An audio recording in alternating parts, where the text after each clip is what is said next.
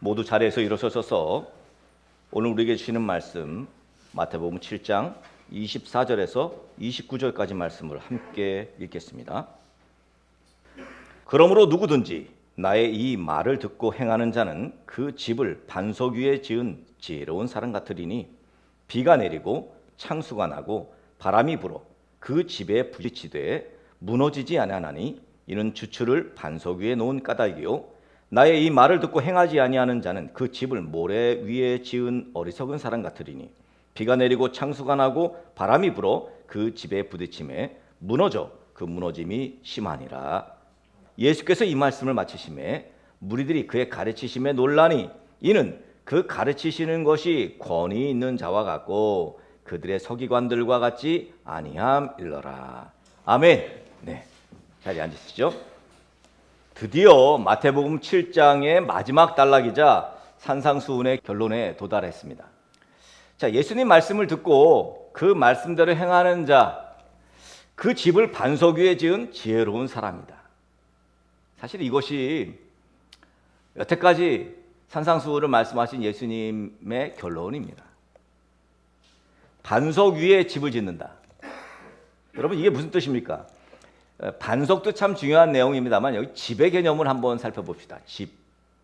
집이란 것은 인간이 사는, 인간이 거주하는 장소죠. 우리 인간은 욕구가 여러 가지 있는데 좋은 처소를 얻기 위한 욕구가 있습니다. 집이란 것이 편안하고 그리고 좋은 집이 있죠. 그렇다면 불편한 집도 있다는 거예요. 안 좋은 집이 있다는 겁니다. 안전한 집이 있는 반면에 늘 불안한 집이 있어요. 여러분, 다양한 건축 자재로 집을 건축하죠. 무엇으로 집을 지었는가? 이게 참 중요합니다. 요즘 여러분 잘 알듯이 말도 안 되는 아파트 건축으로 떠들썩합니다. 철근이 기준치 이하로 들어간 아파트 이야기입니다. 뭐 아파트를 짓다가 무너졌다는 거 아닙니까? 물론 주차장이었습니다만 뭐 주차장부터 시작하죠. 그런데 이런 기준 이하의 철근 아파트가 한 곳만 있었다는 게 아니죠. 줄줄이었다는 것입니다. 이거 정말 심각한 범죄 아닙니까? 저는 이거 엄청난 문제라고 보는데, 범죄라고 보는데 그렇게 크게 다루지 않더라고요. 철근이 제대로 들어가지 않은 집들은 여러분 쉽게 무너지죠. 제가 한번 찾아봤어요. 이게 도대체 어떻게 된 내용이냐. 이제 검단에 있는, 인천의 검단에 있는 신축 아파트를 짓다가 이 주차장이 무너지면서 이게 발견된 거 아닙니까? 무량판으로 짓는답니다. 이 짓는 방법이, 그러니까 무슨 벽식이 있고 기둥식이 있고 무량판식이 있는데 요즘은 2017년 이후로 무량판식을 짓는답니다. 자, 문제는 뭡니까? 거기 살고 있는 사람들, 입주한 사람들 불안하겠죠. 언제 무너질지 모르니까. 오늘 본문에 집을 짓는 재료인 반석 이야기를 좀 해보려고 합니다. 반석의 사전적 의미는 넓고 평평한 큰 바위입니다. 예수님 말씀하신 이 반석, 헬라어로 페트라라고 하죠. 결코 흔들리거나 무너지지 않는 안전한 기초를 말합니다. 자, 예수님은 반석이라는 말을 하면 예수님의 말씀을 반석으로 표현합니다. 우리의 생각은 시시때때로 변하는데 예수님의 말씀은 변하지 않는다는 거예요. 자, 영원토록 변함없는 예수님 말씀을 반석으로 표현한 거예요. 그래서 그 변함없는 말씀을 가까이 하고 그 말씀을 지켜야 한다, 그런 의미로. 그래서 신앙 고백 위에 인생의 집을 짓잖아요. 우리가 잘 아는 대로 마태복음 16장에 시몬 베드로가 주는 그리스도시요 살아계신 하나님의 아들이라고 말하죠. 그 신앙 고백 위에 지금 교회를 세우십니다. 자, 위대한 신앙의 고백인데 이것이 바로 반석이죠. 이게 반석입니다. 베드로란 말이 페트라 아닙니까? 반석이란 뜻이에요. 우리의 인생의 집도 마찬가지로 이 신앙 고백 위에 세워져야 된다, 이 말씀을 하신 거죠. 자, 반석의 성경적 의미는 결국 흔들림 없는 신앙을 비유합니다. 반석 위에 집을 지은 사람은 오늘 말씀처럼 지혜로운 사람이에요. 그렇겠죠. 안 무너질 테니까. 튼튼하니까.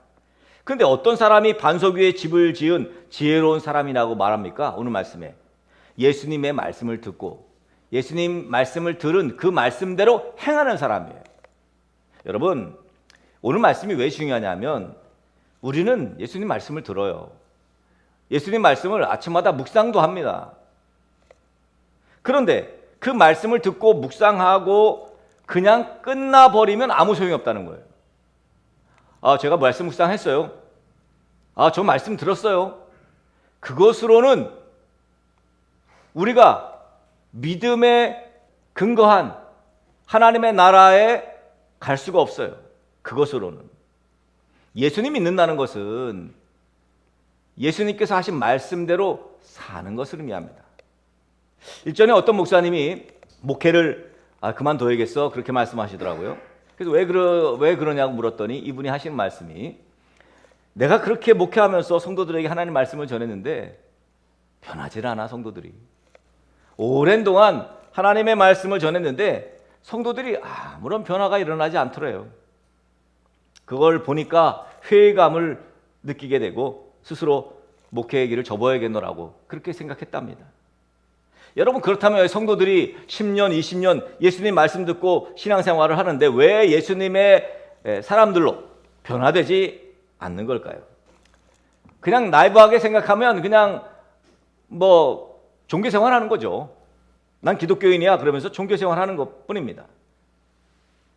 기독교인이라는 정체성만 가지고 싶지 예수님의 가치나 예수님 말씀대로 살고는 쉽지 않은 거죠. 그런데요, 제가 늘 말씀드립니다만 예수님 믿는다는 것은 예수님 말씀대로 예수님의 가치대로 산다는 것을 의미합니다. 네 이웃을 내 몸같이 사랑하라 그랬으면 사랑해야 됩니다. 사실은 억지로 되지 않습니다. 이거는. 그래서 사랑하게 되는 거죠. 다시 말하면 예수님 말씀대로 사는 것은 예수님의 말씀대로 살게 돼야 합니다. 그냥 자연스럽게. 인간의 의지는 한계가 있어요.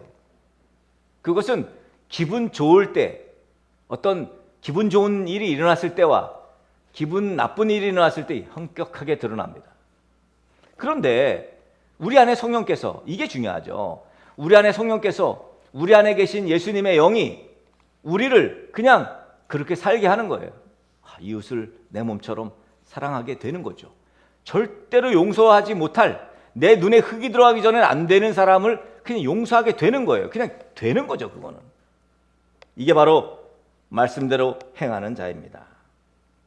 예수님 말씀하신 나의 이 말, 어떤 말입니까? 넓게는 성경 말씀을 말합니다. 좁게는 마태복음 5장부터 7장까지의 산상수훈을 말해요. 더 좁히면 오늘 7장에서 우리에게 말씀하신 좁은 문으로 들어가라, 거짓 전수자의 인도를 거부하고 하늘에 계신 내 아버지의 뜻대로 행해라, 그거 아니겠습니까? 본문은, 오늘 우리가 읽은 본문은 산상수훈의 결론에 해당됩니다. 공통적인 결론 주제가 뭡니까? 하나님의 백성은 하나님의 뜻을 따라 살아야 한다, 그거죠. 지난주에 우리가 살펴보았습니다. 예수님께서는 산상수훈을 마무리 지으면서 제자의 기준을 말씀하신 거예요. 제자는 그냥 나는 예수님의 제자입니다 라고 말하는 사람이 아니고 예수님의 가치대로 사는 사람, 예수님의 말씀대로 사는 사람이라, 이런 뜻이죠. 탄탄한 기초가 건물 전체에 안정을 주듯이 말이에요. 말씀대로 행하는 순종, 이것이 하나님 백성됨의 기초라는 것입니다. 오늘 말씀 보니까 그러므로 누구든지 이랬어요. 누구든지 나의 이 말을 듣고 행하는 자는 그 집을 반석 위에 지은 지혜로운 사람이다. 자, 여러분, 예수님께서는 말씀하실 뿐 아니라 들은 말씀대로 행하기를 원하신다는 거예요. 듣고 행하는 자. 반석 위에 집을 지은 사람 같다는 사람 같다는 것은 말씀을 들었어요. 그치는 것이 아닙니다. 그 말씀 들은 그대로 실천하며 사는 사람을 빗대어 말하는 거죠. 말씀을 듣고도 행하지 않는 사람은 어때요? 오늘 말씀 보니까 모래 위에 지은 사람에게 지금 비유하고 있습니다. 어떻게? 바람이 나고 비가 내리고 창수가 나고 그래서 모래 위에 지은 사람 결국은 무너지게 된다는 것이죠. 그런데 반석 위에 집을 지은 사람 무너지지 않는다는 거예요. 이 차이를 지금 말씀하고 있는 것입니다. 비 내리고 바람 불고 창수가 난다. 여러분 비 내리는 건 잘 아실 것이고 바람 부는 건 잘 아실 겁니다. 여기 창수가 난다는 건 뭐예요? 사실 지금 시대에 창수가 많이 납니다. 이 범람한다는 뜻이에요. 물이 범람한다는 거예요. 너무 많이 물이 내려서 하천이 범람한다는 겁니다. 뭐 쓰나미가 오는 거 이거에 바로 창수가 나는 게 저수지가 범람하고 강둑에 물이 흘러넘치는 거. 모래 위에 집을 지으면 창수나고 세찬 바람 불면은 결국 쓸려 없어진다는 것입니다. 근데 우리 인생에서 창수날 때가 굉장히 많습니다. 우리 인생에서 바람 불 때가 너무도 많아요. 뭐 비 내리는 거는 일상이고요. 그런데 비 내릴 때마다 그냥 무너지고 다시 또 세우고 비 또 창수 날 때마다 또 다시 세우고 이럴 거예요. 그냥 반석 위에 지으세요. 반석 위에. 말씀에 순종하는 삶은 폭우가 쏟아져도 무너지지 않는다는 거예요. 예수님 말씀을 주의 깊게 듣지 않고 그 뜻에 따라서 행하지도 않는 사람은 집을 짓되 모래 위에 지은 사람 같다는 거예요. 한마디로 여기 말씀이 뭐라 그랬어요? 어리석은 사람이에요. 어리석은 사람. 산상수훈의 지금 마지막 경고에 대한 강조는 이것을 읽는 많은 사람들이 종말의 운명을 두려움으로 되새기면서 인생의 기초를 무엇에 둬야 하는가 고민하게 만들어요. 그런데 여기 지금 말씀을 딱 마치고 난 다음에 28절과 29절 말씀 보니까 여러분 뭐라 그래요? 무리들이 그의 가르치심에 놀랐다 그랬어요. 예수님의 가르치심에 놀랐어요. 왜? 하나님의 말씀을 가르치는 사람들이 있었어요. 서기관들도 말씀을 가르쳤어요. 그런데 그들 같지 않다는 거예요. 이 말이 뭡니까? 예수께서 지금 말씀하시는 이 말씀 흥미를 유발하기에 충분하죠. 그런데 이 말씀이 너무도 쉽게 와닿아요. 뭐 그렇죠. 반석 위에 지은 집, 모래 위에 지은 집 얼마나 쉽습니까? 서기관들이 이렇게 안 가르칩니다. 서기관들은 뭐 일단은 뭐 언어적으로 뭐 헬라어 히브리어를 막 활용하고 말이죠. 그렇게 가르쳤겠죠. 또 율법적으로 가르칩니다. 그래서 공인된 율법 교사들이니 얼마나 율법적인 내용들을 자기들의 전통 뭐 이런 거에 근거해서 말씀을 가르쳤겠습니까? 어찌 보면 말씀 가르치는 자의 그 언어 선택도 참 중요한 것 같습니다. 예수님께서 오늘 산상수훈에서 내가 너에게 말한다 이 표현 참 많이 썼잖아요. 전통에서 부여받은 게 아니라는 거예요. 내재적인 거라는 거예요. 내가 갖고 있는 것 너에게 전한다 이거죠. 결국은 이제 8장 9장 넘어가면서 예수님께서는 그 내가 너에게 전하는 내가 전하는 그 근거를 지금 드러냅니다. 내가 어떤 이인지. 그래서 기적을 행하시고 표적을 드러내고 그래서 전통적인 율법학자들이 전하는 그런 탁상공론의 말씀이 아니라 삶으로 직접 보여주는 내용들을 이제 8장, 9장, 10장 마태복음 쭉 이제 전하고 있습니다. 결국은 28장 부활로 하늘과 땅의 모든 권세를 얻어서 제자들을 파송하실 것입니다. 자, 온 무리들, 말씀을 듣는 무리들은 예수님의 가르치는 권세에 놀라죠. 하지만 아직 정체는 몰라요. 예수님이 어떤 분인지는 모릅니다. 비록 불편하고 여러분 좁은 문이 얼마나 불편합니까? 좁은 문으로 가면 들어가기만 하면 이제 넓은 길이 나올 거야. 이런 기대는 없어요. 없습니다. 그리고 여러분 좁은 문으로 들어가면 길도 좁습니다. 각오하셔야 돼요. 아니 그럼 저는 안 들어갈래요. 저는 그냥 넓은 문으로 들어갈래요. 네, 멸망의 길입니다. 그냥 넓은 문으로 가면 멸망하는 거예요. 오늘도 많은 사람들이 쉽고 넓은 문으로 갑니다. 쉬운 길을 택합니다. 근데 결과는 멸망의 길이라는 것입니다. 만약에 예수님의 말씀이 이 말씀이 도저히 이해가 되지 않았다면 예수님 하시는 이 좁은 문으로 들어가라는 말씀이 이해되지 않았다면 제자들과 수많은 무리들이 초대교회 성도들이 좁은 문을 택하지 않았을 거예요. 저 같아도. 그게 단순한 설득의 문제가 아닙니다. 아마 이 부분은 이 당시에 들은 많은 회중들은 여기서 이 말씀을 동일하게 깨닫지 못했을 거예요. 언제? 아마도 유축키로는 마가의 다락방에서 성령으로 충만해진 이후에 분명히 이들은 좁은 문으로 들어가겠구나. 그때 아마 결정하지 않았나. 왜 그러냐면 제자들이 근처에 예수님 말씀 늘 따라다니는 제자들이 있었는데 결국 예수님이 잡혀가셨을 때 다 도망가 버렸어요. 그때는 좁은 문이란 내용이 그렇게 와닿지 않았을 것입니다.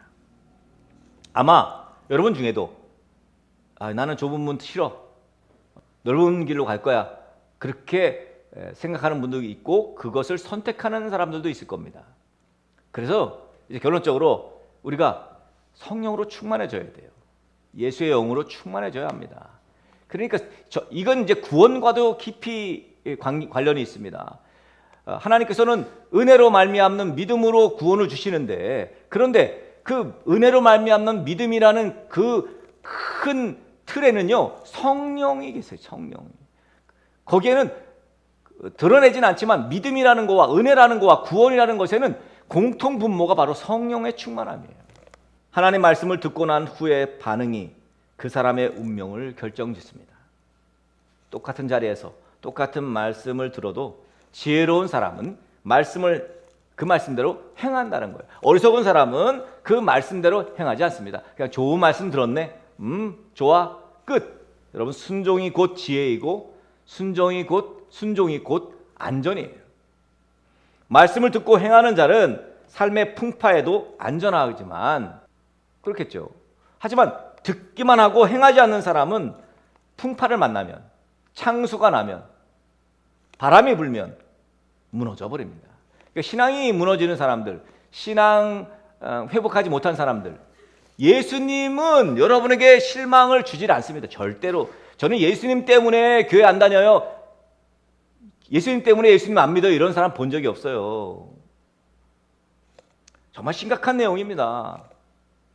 그러니까 예수님 말씀에 순종해도 여러분은 아무런 손해가 없어요. 신앙이 무너지는 이유는 풍파를 만나기 때문이에요. 다 얘기해요. 제가요 어려움이 겪어가지고요 풍파를 만나가지고요 그래서 교회를 못 갔어요, 예수를 못 믿어요. 여러분, 그러니까 모래 위에 집을 지었으니 당연히 풍파를 만나면 무너집니다. 왜 무너지는지를 봐야 돼요. 그래서 반석 위에 지어야 된다니까. 이 반석 위에 짓는다는 말은 말씀대로 행하는 거예요. 그냥 말씀대로 순종하는 거예요. 예수님의 가르침을 순종할 때 그 가르침이 바로 우리 삶의 기초가 됩니다. 그 가르침 위에 든든하게 무너지지 않는 인생을 세워갈 수 있어요. 부지런히 말씀을 듣기만 하지 부지런히 행할 생각을 안 하니, 행하는 삶을 살지 않으니 결국 무너지고 마는 것입니다. 우리 모래 위에 집을 짓지 말고 이제는 반석 위에 집을 져야 합니다. 어리석은 사람처럼 모래 위에 짓고, 잘 멋지게 모래 위에 짓고 말이죠, 잘 졌다고 말이지, 그러면 결국은 창수나고 바람 불면 비 오고 그러면 무너지는 거예요. 부디 우리 등대교회 지체들 모두 하나님의 말씀에 순종함으로 말씀을 행하는 거지, 말씀대로 사는 거예요. 말씀을 여러분이 듣고 읽고 보고 그리고 묵상하고 깨달았으면 그 말씀대로 이제 살아야 합니다. 그것이 여러분의 운명을 결정짓습니다. 부디 반석 위에 집을 짓고 그렇게 말씀대로 사는 지혜로운 사람 되어서 오늘 우리에게 이 마태복음 7장 말씀을 주시면서 약속하신 그런 놀라운 하나님의 나라, 그 구원의 역사, 결국은 유한한 우리의 인생에서 그것만 얻게 되면 다 얻은 거죠. 우리 인생에서 구원을 얻게 되면 다 얻은 거예요. 그러면 명예 없어도 되고 건강 같은 거 없어도 되고 돈 이런 거 없어도 됩니다. 80평, 100평짜리 없어도 됩니다. 부디 말씀대로 순종하는 삶, 거기에 몰입하셔서 지금부터라도 이제 예수님 잘 믿는 저와 여러분 되어지기 간절히 축복합니다.